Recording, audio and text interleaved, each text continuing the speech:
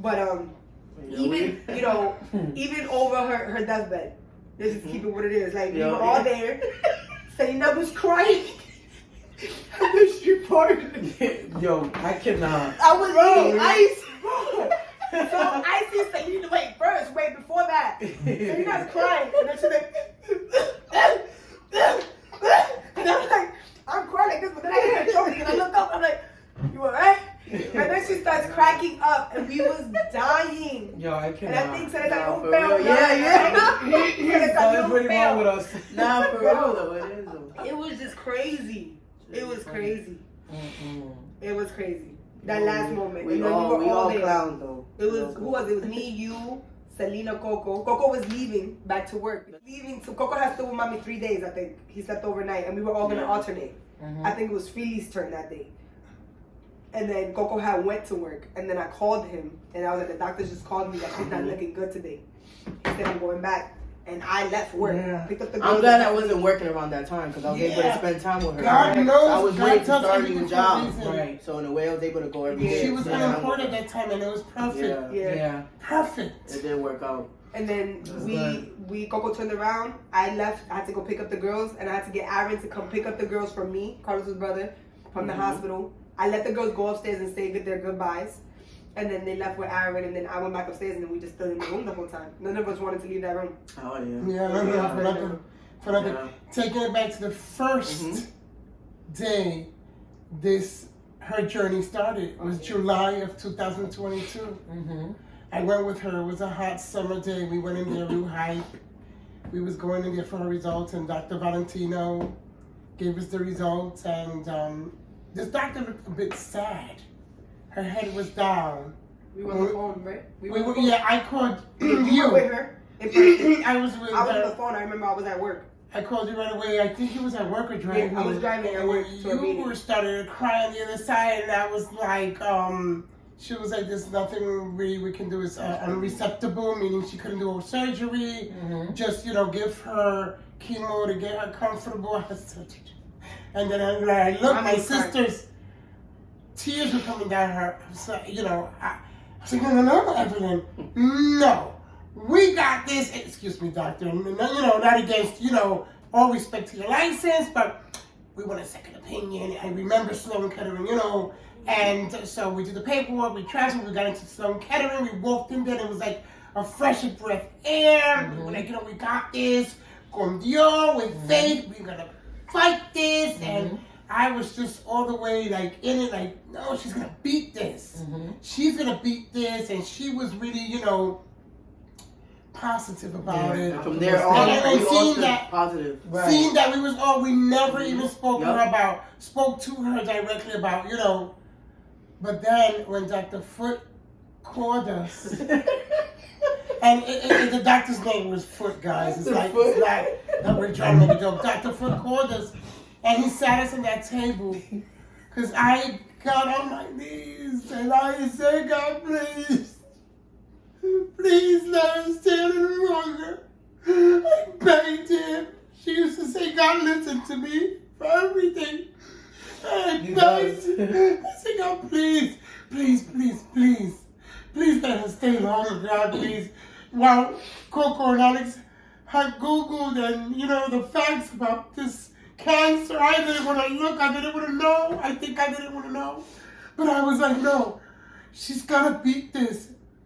Even if it's, with a cane or whatever, not knowing that reality this was a real aggressive cancer, And then when that doctor called us to that meeting on that in that room, the table, I was like, how about if we have money? Would it make a difference? He was like, he explained it, broke it down. What? And I was like, okay, it's time, right? It's time. And then from there on, we just stood by her and told her all she needed and wanted to hear. And And one thing we did, I think, too, is that we allowed her to make the decisions. Like, I know Alex is not a big fan of chemo. You know, Right. I personally, I don't think I'm a fan of chemo either because you Neither. see people deteriorate, right? Yeah, For real. you But do. what I said with mommy is that mommy had cancer before, Yeah. and it helped. Chemo helped her. Right. So in her head, Time. chemo helped me. It's gonna help me again. Mm-hmm. So I didn't want to make a decision for her that'll make it worse. Right. As much as I didn't want her to do chemo, I told her I was like, we're gonna decide whatever Support you whatever you- want. If yeah. you want to do chemo, we're gonna do chemo. If you Yeah. want to stop chemo, we will stop chemo. Right. And I remember going to pick her up because it was her weekend to come to my house. And I went to the hospital and she waited for me to have this meeting with the doctor. And we sat there. And he said, like, basically there was no progress with the chemo. And he asked her, like, what do you want to do? And she looked at me and I'm like, what do you want to do, Ma? If you want to stop, we stop. If you want to keep on, we keep on. Whatever you want. And she looked at me. She said, I want to keep on. And I was like, so we're going to keep on.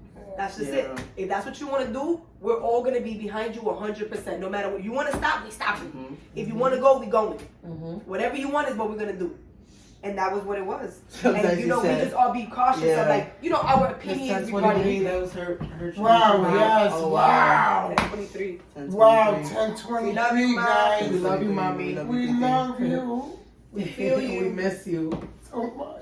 She said sometimes the chemo will give her energy. Yeah, I'm like, that's okay, the girl, crazy let's part go. though. You would see her though Yeah. with a burst of energy after chemo. Yeah. After There was chemo, times, you yeah. would see her with a burst of energy. Mhm. Like she was walking, she was good, and then it would die down. And eventually, She down. was I strong feel and like- positive Yeah. to the very end. I feel like that was the Mhm. placebo effect. I never heard her where say she she was knew scared. that the yes, chemo was so helping right. her. Even though she would never say it, Mhm. she would never say it. But you know, I know a Of part of her course. was scared. And I But remember, for us, right. Yeah. Right. So imagine for us, but imagine for her going I know. through, No, like, you for know, real, though. with the port and everything. Like she would do everything so proudly. She would put pictures of Yeah. her pictures of Yes. her with the port. Selfie. She loved it. Yeah. She yeah. didn't care. She Yeah. didn't mind it. Mm-hmm. She Selfie would not here, care. Selfie there. But I remember her down to like her last day, right? I went to Peter's baby shower and I came home.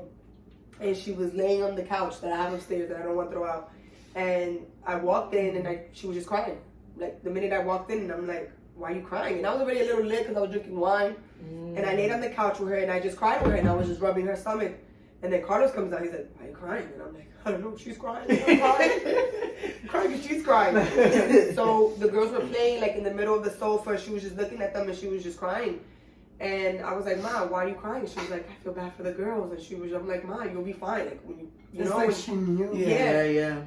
I was like, you're gonna be fine. I'm When she like, said when you that come she out the knew. hospital, you know, you come back and you play with them. Like they could do your hair, whatever. I was like, you wanna go to the hospital? She kept saying no, that she didn't want to go because she felt bad for the girls. I don't know if she didn't want to see the girls to see her go to the hospital. Yeah. So I told Carlos I was gonna sleep downstairs with her. So I slept downstairs on the other sofa and let her sleep. And then I think she woke up and she had to do pee, and I had to help her. And then I got her up, and she was like really weak. And I remember walking to the bathroom here, and she almost fell. And I had to like, I was even like, Carlos, like Damn. screaming his name because I felt like I was gonna let her drop, and I had to like pull her Yeah. up. And I got her. Thank God I did not let her fall, bro. Yeah. Shit. And I put her in the bathroom. She did her pee. I waited for her by the door. When she came out, she was like, I think I gotta go to the hospital. And I was like, all right, we'll go to the hospital. I went upstairs. I got her some sweatpants. I got her a t-shirt. And I told Carlos, I was like, I'm leaving to the hospital. I'm gonna take her to the hospital. We went. I took her. I put her in the car, made sure she was good, packed her stuff, and we went downtown. I made sure to always take her downtown. I wasn't taking her to no hospital here in Jersey. I was always scared like they Yeah. fuck up or do something. Right, I don't know for what they're real. doing, especially with all the allergies that she had. You just never knew. Yeah.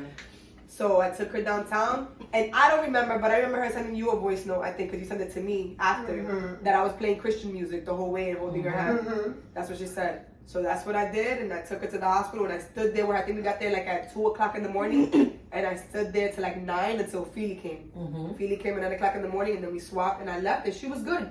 She was good, she was fine, and that was the last ride she got to the hospital from my house. That was the last time she was in my house. Mm-hmm. Unbelievable that she waited for everyone.